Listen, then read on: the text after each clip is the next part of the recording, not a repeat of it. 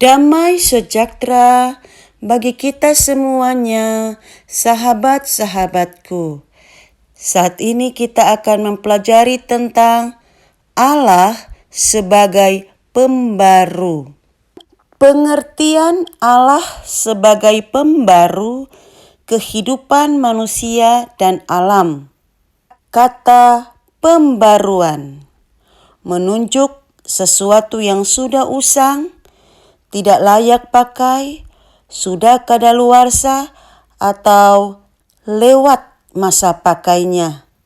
Bahkan sudah rusak sehingga perlu diperbaiki, ditingkatkan kemampuannya, atau digantikan dengan yang baru. Yang paling utama dalam suatu pembaruan adalah 1.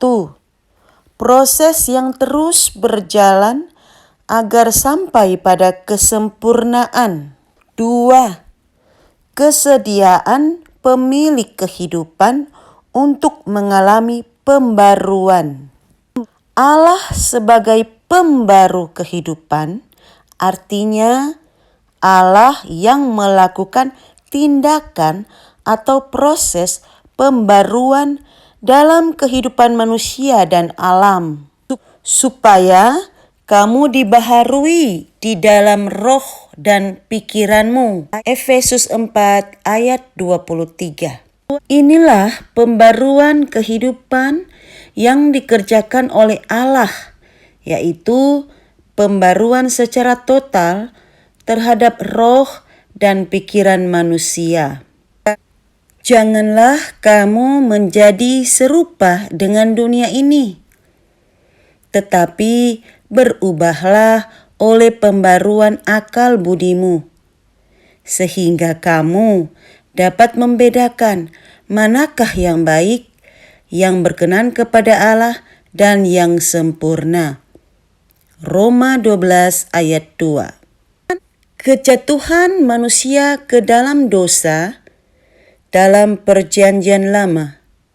Keadaan ini disebut dengan kata pesya, yaitu pemberontakan, atau kata, yaitu pelanggaran, atau awon, yaitu perbuatan yang tidak senonoh atau kehilangan. Keluaran 20 ayat 20. Keadaan inilah yang disebut dosa atau ketidaktaatan. Roma 5 ayat 19. Dan orang berdosa sebagai musuh atau pembenci Allah. Kolose 1 ayat 21, Roma 1 ayat 30. Dalam Kejadian 2 ayat 17, Allah telah mengingatkan Adam bahwa ketidaktaatan manusia akan mendatangkan kematian. Alkitab mencatat hukuman atas dosa adalah 1. Perempuan akan mengalami banyak kesusahan ketika mengandung dan kesakitan ketika melahirkan anaknya. 2. Tanah terkutuk akan menghasilkan semak, duri, dan rumput. 3. Laki-laki akan bersusah payah mencari rezeki seumur hidupnya. 4. Manusia akan kembali menjadi tanah mati. Manusia yang telah jatuh ke dalam dosa mengalami kematian secara rohani, yaitu rusaknya hubungan dengan Allah, sehingga manusia terlepas, terasing, dan terpisah dari Allah. Demikianlah kami sekalian seperti seorang najis, dan segala kesalehan kami seperti kain kotor. Yesaya 64 ayat 6. Tidak ada yang benar, seorang pun tidak. Tidak ada seorang pun berakal budi. Tidak ada seorang pun mencari Allah. semua orang telah menyeleweng. Mereka semua tidak berguna. Tidak ada yang berbuat baik, seorang pun tidak. Roma 3 ayat 11 sampai 12. Karena semua manusia telah berbuat dosa dan telah kehilangan kemuliaan Allah. Roma 3 ayat 23. Akibat kejatuhan manusia ke dalam dosa adalah dosa telah mendatangkan maut dan memisahkan kita dari Allah. Roma 6 ayat 23. Apakah yang diperlukan untuk menyelesaikan masalah dosa ini? Bertobatlah, dan hendaklah kamu masing-masing memberi dirimu dibaptis dalam nama Yesus Kristus. Kisah Para Rasul 2 ayat 37 sampai 38. Tuhan Allah mengadakan perjanjian tentang pembaruan kehidupan manusia dan alam. Di dalamnya, Ia tidak hanya menyatakan pemeliharaannya terhadap ciptaannya, tetapi juga berinisiatif memulai hubungan yang baru dengan manusia. Hubungan baru ini tidak bermaksud untuk meniadakan akibat dosa, tetapi hendak memberikan jalan keluar dari akibat dosa tersebut. Manusia memang tidak dapat melepaskan diri dari dosa dan hukumannya, tetapi Tuhan Allah tidak hanya sempurna dalam kekudusannya, Ia juga sempurna dalam kasih dan penuh belas kasih-Nya. Oleh karena itu, Ia tidak membiarkan manusia hidup dalam hukuman kekal dan tanpa pengharapan. Inilah perjanjian Tuhan Allah bahwa meskipun ular atau iblis meremukkan tumit keturunan perempuan Hawa itu, tetapi keturunan perempuan itu akan meremukkan kepalanya. Dosa dan kutukannya akan dikalahkan oleh keturunan Hawa. Keturunan perempuan yang dimaksud adalah Kristus Yesus. Ciri-ciri dari keturunan perempuan tersebut terdapat dalam Yesaya 7 ayat 14. Sebab itu, Tuhan Allah sendirilah yang akan memberikan kepadamu suatu pertanda. Sesungguhnya seorang perempuan muda mengandung dan akan melahirkan seorang laki-laki, dan ia akan menamakan dia Immanuel. Ayat ini kemudian dikutip oleh malaikat Tuhan ketika menjumpai Yusuf yang saat itu bertunangan dengan Maria. Matius 1 ayat 23. Perjanjian Lama mencatat janji Allah yang agung tentang pembaruan hubungan Allah dengan manusia yang diinisiasi oleh Allah sendiri.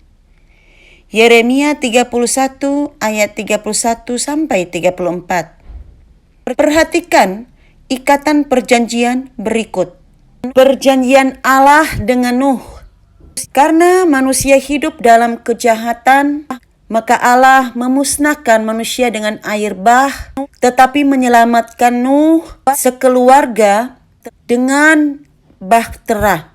Perjanjian ini mengatakan bahwa Allah tidak akan memusnahkan manusia dengan air bah lagi, dan ditandai dengan busur di awan, yaitu pelangi. Kejadian 9 ayat 12 sampai 15. Perjanjian Allah dengan Abraham bahwa keturunannya akan memenuhi bumi. Namanya akan termasyur dan akan mendatangkan berkat bagi bumi dan segala isinya. Kejadian 12 ayat 1-3. Ishak akan menjadi ahli waris Abraham, adalah anak kandungnya sendiri dari perkawinan yang sah dengan Sarah. Keturunan Abraham akan memberkati segala bangsa. Perjanjian Allah dengan Abraham ditandai dengan sunat. Kejadian 17 ayat 10-16. Perjanjian Allah dengan Musa di pegunungan Sinai disebut Perjanjian Sinai, tempat Allah memberikan 10 hukum yang harus ditaati oleh bangsa Israel jika mereka ingin hidup berkenan kepada Allah. Ke-10 hukum itu adalah kasih karunia untuk membentuk bangsa Israel menjadi umat Allah, bangsa yang kudus, dan Allah berkenan menjadi Allah bagi bangsa Israel. Imamat 26 ayat 12, Keluaran 6 ayat 4-7. Perjanjian Allah dengan Daud tentang takhta dan keturunan Daud. Engkau telah berkata, telah kuikat perjanjian dengan orang pilihanku. Aku telah bersumpah kepada Daud, hambaku. Untuk selama-lamanya aku hendak menegakkan anak cucumu dan membangun takhtamu turun-temurun. Mazmur 83 ayat 3. Allah akan mengokohkan takhta Daud. Dari keturunan Daud akan lahir seorang raja segala raja yang menyelamatkan dunia. Namanya Kristus Yesus Immanuel. Ikatan perjanjian Allah diulangi kembali melalui para nabi yang semakin jelas menubuatkan penyelamatan Allah terhadap manusia. Nabi Zakaria menubuatkan bahwa Kristus akan datang dengan kemenangan sebagai raja yang masuk ke Yerusalem di atas keledai beban yang muda. Zakaria 9 ayat 9-10. Yang tergenapi dalam Matius 21 ayat 5. Aku akan menumbuhkan tunas adil bagi Daud. Ia akan memerintahkan sebagai raja yang bijaksana dan akan melakukan keadilan dan kebenaran di negeri. Yeremia 23 ayat 5, Mika 5 ayat 1. Karya pembaruan Allah dalam perjanjian lama dilakukan berdasarkan anugerah Allah atas pemenuhan hukum Taurat. Pemilihan bangsa Israel sebagai umat Allah adalah anugerah dalam sejarah manusia yang disertai dengan kesetiaan Allah, memelihara kelangsungan hidup bangsanya dan ketaatan bangsa Israel dalam ikatan perjanjiannya dengan Allah. Meskipun bangsa Israel seringkali melanggar perjanjian dan berbalik meninggalkan Allah, Allah tetap melakukan pembaruan atas mereka. Mazmur 130 ayat 3-4.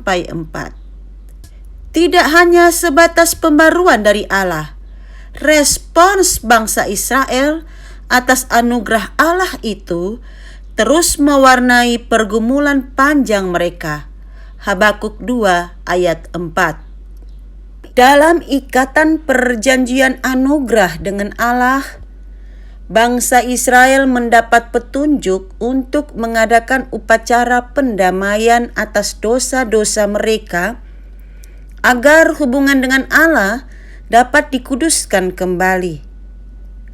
Hari Raya Perdamaian dirayakan dengan pemotongan kurban pendamaian dan dilakukan oleh imam yang mewakili seluruh bangsa Israel di hadapan Allah. Allah akan berjalan melalui persembahan tersebut sebagai tanda bahwa Dia menerima kurban perdamaian dan bersedia mengampuni serta membaharui kembali hubungan dan semua berkat bagi bangsa yang telah bertobat. Ajaran perjanjian Allah tentang pembaruan yang dilakukan Allah bagi manusia, dan Allah menuntun kita pada nubuat tentang Mesias, yaitu Raja yang adil, lemah lembut, dan hamba yang menderita. Yesaya 44 ayat 17, Yesaya 53, Daniel 7 ayat 13. Karya pembaruan Allah dalam perjanjian baru tidak pernah terlepas dari kehadiran Yesus Kristus di dunia. Semua peristiwa dalam kehidupan Yesus Kristus, sejak kelahiran, kehidupan, pelayanan, penderitaan, kematian, dan kebangkitannya, bahkan kenaikannya kembali ke surga, merupakan penggenapan semua nubuatan tentang Mesias dan seluruh rencana penyelamatan Allah dalam rangka pembaruan kehidupan manusia dan alam. Yesus Kristus telah mati menanggung hukuman dosa manusia, masuk ke dalam maut dan mengalahkannya sehingga ia bangkit pada hari yang ketiga. Matius 28, Markus 16, Lukas 24, Yohanes 20. Kebangkitannya merupakan kemenangan atas kuasa maut. Hai maut, di manakah kemenanganmu? Hai maut, di manakah sengatmu? 1 Korintus 15 ayat 55. Karya penyelamatan Kristus Yesus hingga kebangkitannya memberikan akibat penting bagi manusia berdosa, yaitu 1. Pengorbanan. Menggantikan manusia berdosa menanggung hukuman yang tidak dapat ditanggung oleh manusia berdosa dan membebaskan manusia dari tuntutan dosa. Allah mengampuni dosa manusia yang percaya kepada Kristus Yesus. 2. Pendamaian yang sempurna dan berkenan kepada Allah. 2 Korintus 5 ayat 18, Roma 5 ayat 11, Kolose 1 ayat 20. Mendamaikan permusuhan antara manusia dan Allah. 3. Pemulihan hubungan yang telah rusak karena dosa. Memulihkan kembali kondisi manusia berdosa agar dapat diterima kembali dalam persekutuan dengan Allah. 4. Penebusan. Membayar semua dosa manusia. Membayar hukuman yang tidak dapat ditanggung manusia. Allah menganggap manusia berdosa sebagai manusia yang benar karena berada dalam tanggungan Kristus Yesus yang sempurna. Makna Allah sebagai pembaru kehidupan adalah Allah menghendaki pertobatan manusia dan mengadakan pembaharuan kehidupan manusia dan alam. Allah menghendaki pertobatan manusia. Pertobatan berasal dari kata dasar tobat dari bahasa Inggris repentancy, yang secara harfiah berarti menyesal atas kesalahan, pelanggaran, kejahatan, atau dosa yang telah diperbuat dan berbalik kepada jalan yang diyakininya sebagai suatu kebenaran. Dalam Perjanjian Lama digunakan kata nitcham. Nitcham artinya menyesal, tergerak oleh belas kasihan, atau bertobat dari perbuatan yang salah. Dalam Perjanjian Baru digunakan kata metanoia dan epistrepo. Kata metanoia adalah terjemahan dari bahasa Ibrani nitcham, sedangkan epistrepo adalah terjemahan dari bahasa Ibrani shub.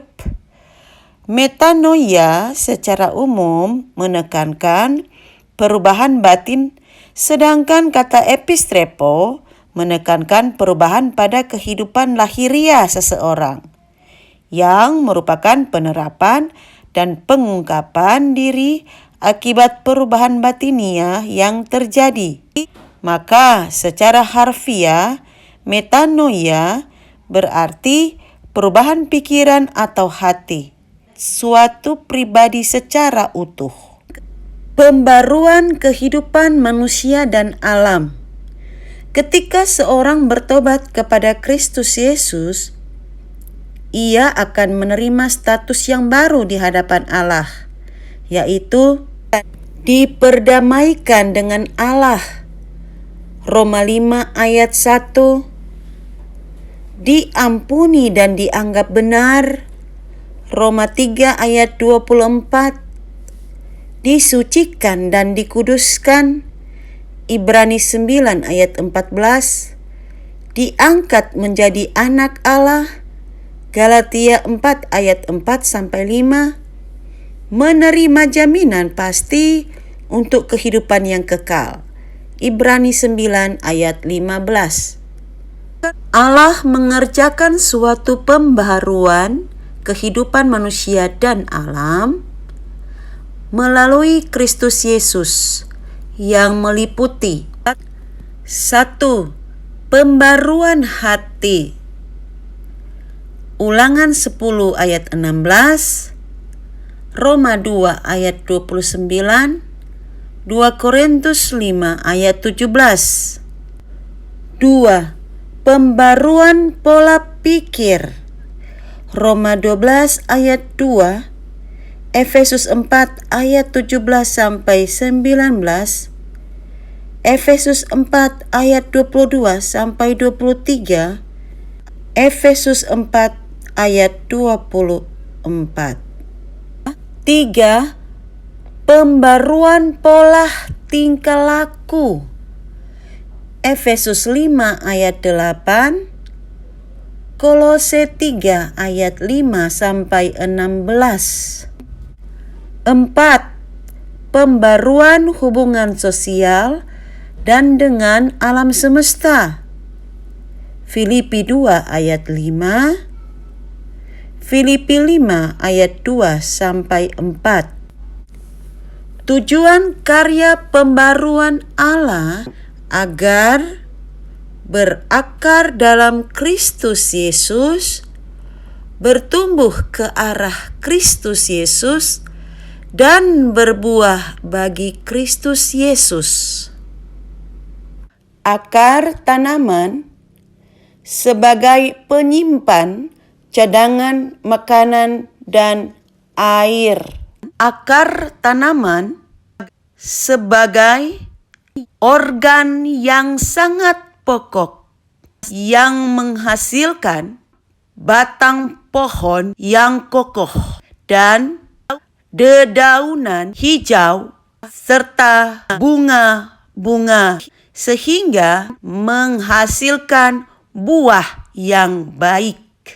Yesus Kristus Tuhan Allah seumpama organ pokok dalam tumbuh-tumbuhan, yaitu akar yang kokoh yang akan menumbuhkan umat manusia yang sehat jasmani dan rohani, yang mampu mengasihi Tuhan Allah dan mengasihi sesama manusia.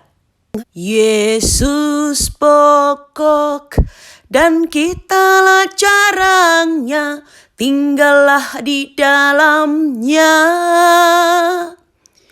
Yesus pokok dan kitalah carangnya, tinggallah di dalamnya.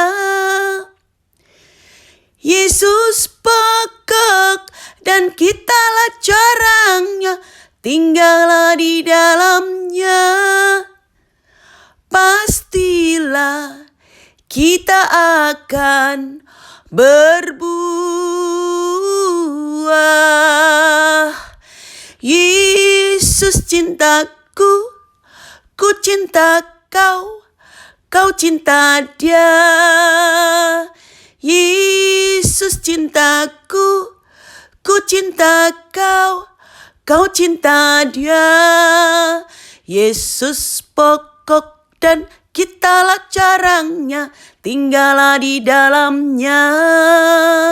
Yesus pokok dan kitalah carangnya, tinggallah di dalamnya. Yesus pokok dan kitalah carangnya, tinggallah di dalamnya. Pastilah kita akan berbuah.